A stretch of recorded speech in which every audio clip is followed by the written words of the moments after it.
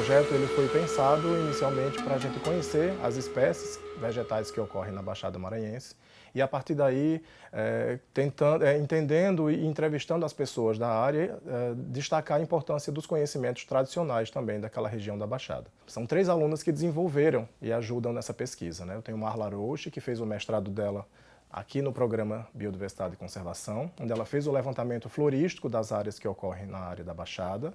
Tauana, que começou o mestrado, só que o propósito da aluna Tauana, também no mestrado em Biodiversidade e Conservação, é entender a importância de uso dessas plantas, como essas plantas são conhecidas e utilizadas pela comunidade na Baixada. No projeto de mestrado de Tauana é direcionado para a comunidade de Anajatuba.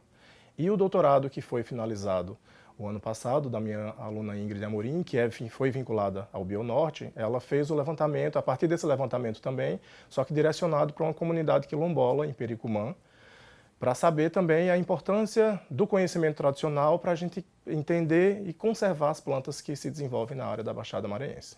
O direcionamento da pesquisa, por causa da pandemia, foi direcionado apenas para a região sudoeste da Baixada Maranhense, que contempla, no nosso direcionamento, os municípios de Anajatuba, Arari, Cajari e Vitória do Mearim. O levantamento florístico realizado nessa primeira etapa, né, o propósito é conhecer as plantas que ocorrem naquela região. A gente tem que primeiro coletar e identificar essas espécies, né, dar o nome científico para essas espécies, para a partir daí a gente fazer os levantamentos direcionados para status de conservação em relação à IUCN e saber e conhecer a distribuição geográfica dessas espécies na região. Então, a partir desse levantamento inicial realizado, a gente conseguiu listar cerca de 100 espécies. Então, isso para plantas aquáticas é um número significativo, né? Porque a gente tem que considerar e entender que são as plantas que se desenvolvem realmente dentro da água. Então, são condições diferenciadas para essas plantas conseguirem crescer, se desenvolver e reproduzir. E a partir desse conhecimento, desse levantamento que já foi realizado, a gente tem já informações que são importantes, né? Tem 2 plantas que foram coletadas pela primeira vez aqui no estado do Maranhão, então a gente está preparando os artigos científicos para essa divulgação.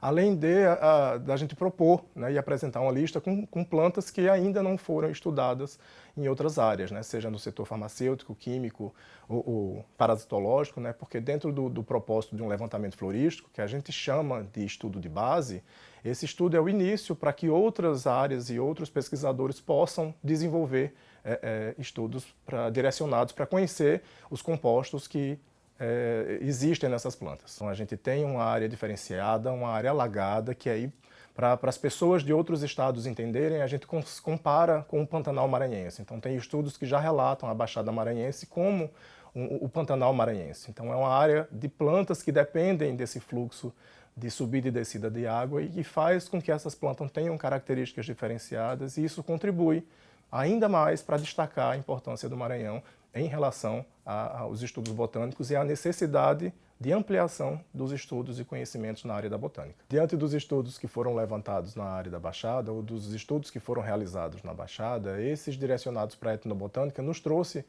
bons resultados e boas propostas. Então, no estudo realizado por minha aluna de mestrado, Tauana, a gente conseguiu, a partir do conhecimento das plantas utilizadas por benzedores também nessa área da Baixada, ela foi uma das finalistas do Prêmio FAPEMA em 2021, então a gente conseguiu, a partir disso, né, destacar a importância do conhecimento tradicional e a importância de conhecer as plantas que são utilizadas para benzimento. E como resposta para essa comunidade, aí na comunidade de Anajatuba, a gente está elaborando um livro para destacar a importância desses benzedores e mostrar uma pequena descrição botânica às plantas que são utilizadas de forma medicinal ou de forma ritualística por essa comunidade.